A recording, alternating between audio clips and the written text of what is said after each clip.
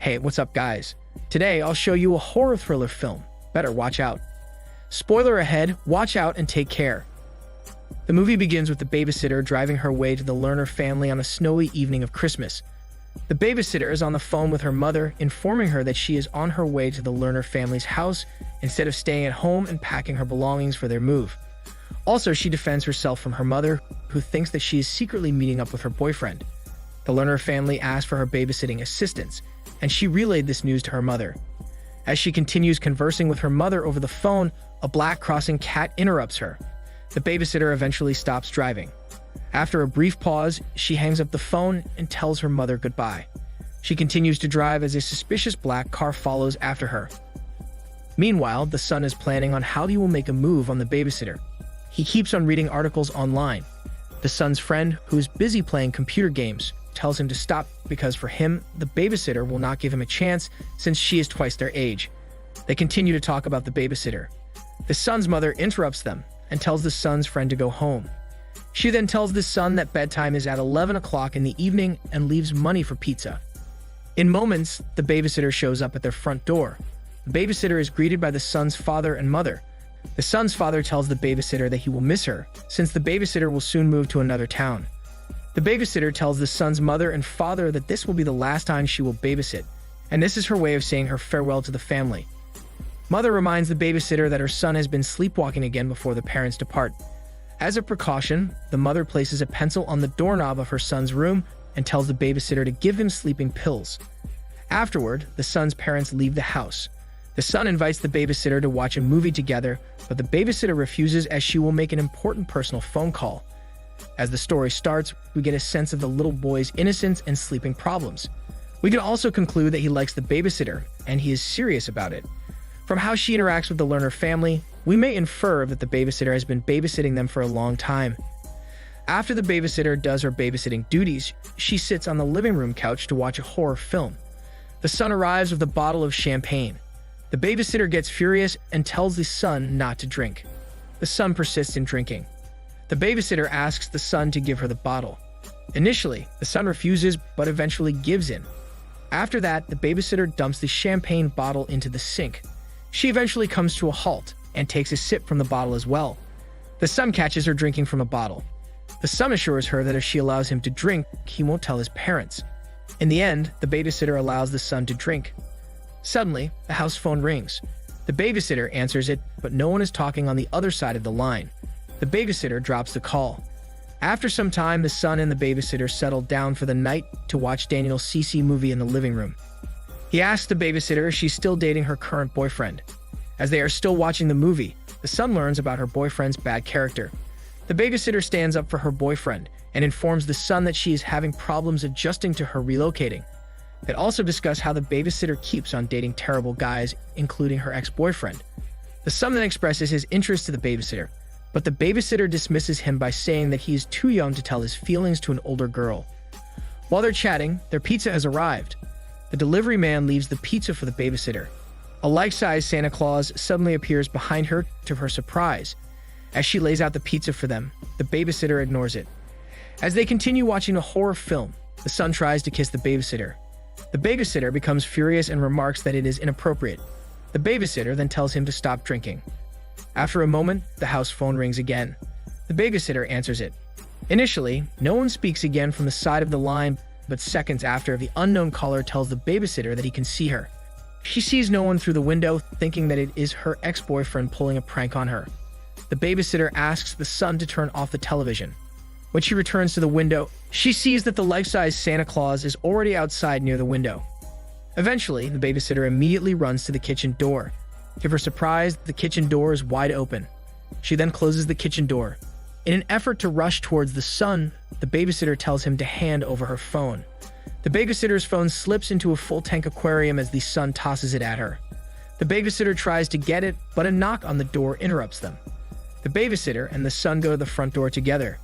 The babysitter peeks through the peephole and sees no one outside. As the babysitter goes to the window to see clearly who is outside, the son opens the door. A figure wearing a black hoodie attacks the son and pins him down to the floor. The figure then removes his black hoodie and reveals himself. It is actually the son's friend. The babysitter becomes furious and tells the son's friend not to mess around again. The friend states that he has just arrived at the residence. So the babysitter and the son become confused about who might be the unknown caller and who was messing around earlier. While conversing, the three of them hear shattering glass upstairs. The babysitter decides to investigate upstairs. She then asks the son's friend to hide and call the police if she screams upstairs, because that would mean someone is there trying to hurt her.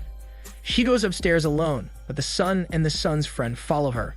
The three of them investigate and find the master's bedroom window is broken and a cement block lies on the floor. The babysitter takes the phone from the son's friend and tries to call the cops. The phone call is not picked up by the receiver. It becomes apparent that the son's friend doesn't have a connection on the phone. Afterward, the babysitter picks a phone inside the master's bedroom, but it also has no signal. The three of them proceed to the son's room and check his laptop. Additionally, there is no internet connection as well. The babysitter decides to drive away and seek assistance. The son joins her. The two of them go downstairs and leaves the son's friend. The babysitter looks through the window and sees that someone plunges a hunter's knife on her car's wheel. Eventually, the babysitter turns off the light as they hide behind the front door. The son's friend goes downstairs and shows them the cement block. Under the cement block are wood carvings that say, "You leave, you die." To their surprise, the car's headlights turn on outside. The son's friend immediately runs to the kitchen door and leaves the house. After following the son's friend, the babysitter tells him to come back to the house. A gunshot strikes the son's friend, sending him to the ground while the babysitter witnesses. The babysitter reacts to the horrifying sight. She closes the kitchen door and proceeds inside. The son asks the babysitter what happened to the son's friend. The babysitter decides not to tell him. Instead, she tells him that they are going upstairs and hide in one of the rooms. As they go upstairs, the son sees a silhouette of a figure on the window. When they spot a hooded person in the corridor, they start to run but then halt. They hide for a brief while at the top of the stairs before making their way to the attic. While inside the attic, the babysitter accidentally falls, but the son manages to save her. The son eventually leaves the babysitter and grabs a gun. The two of them then go to the son's room and hide inside the closet. The hooded figure enters the son's room armed with a shotgun. As the babysitter and the son hide inside the closet, the babysitter recognizes the hooded figure wearing the son's mask.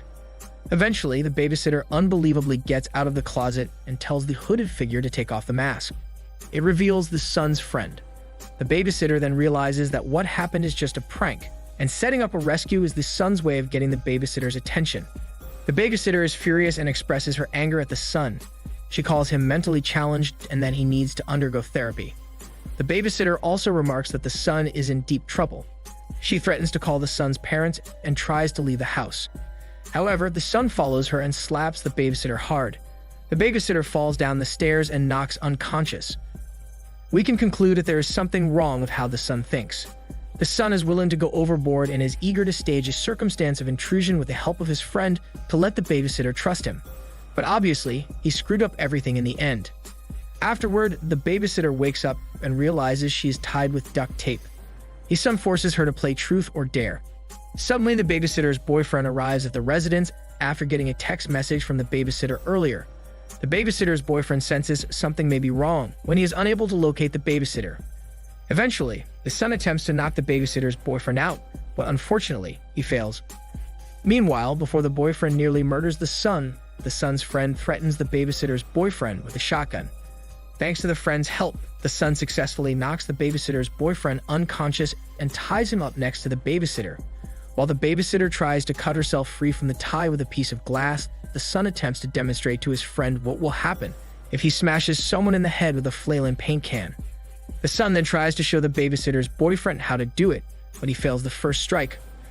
Following this, the babysitter manages to escape from being tied up. She holds a gun, then threatens the son. However, the son lets the can of paint swing to trigger the babysitter, and it directly hits the babysitter's boyfriend, instantly killing him. When she discovers the gun is empty, the babysitter tries to flee to a group of carolers outside. The son's friend tries to stop the babysitter from escaping. The babysitter and the son's friend wrangle in the snowy backyard of the residence. After their scrimmage, the babysitter manages to jump out of the tall fence of the residence. However, before the babysitter could even reach the carolers and seek help, the son knocks her unconscious for the second time with the same cement block that was thrown through the upper window a while ago. As the night progresses, the son lets the babysitter contact the babysitter's ex-boyfriend. After a moment, the babysitter's ex-boyfriend arrives at the residence. The son makes a request that he send the babysitter an apologetic letter. The babysitter's ex-boyfriend initially refuses, but eventually agrees to write. After some time, the son hands the babysitter's ex-boyfriend to a tree while he is doing so, making the apology appear like a suicide note. Meanwhile, the babysitter convinces the son's friend to release her. The friend then experiences a crisis of conscience and decides to release the babysitter. However, the son kills his friend with a shotgun. The son then injures the babysitter in the neck with a knife and sets up the scene to implicate the babysitter's boyfriend, attempting to mislead the police investigation.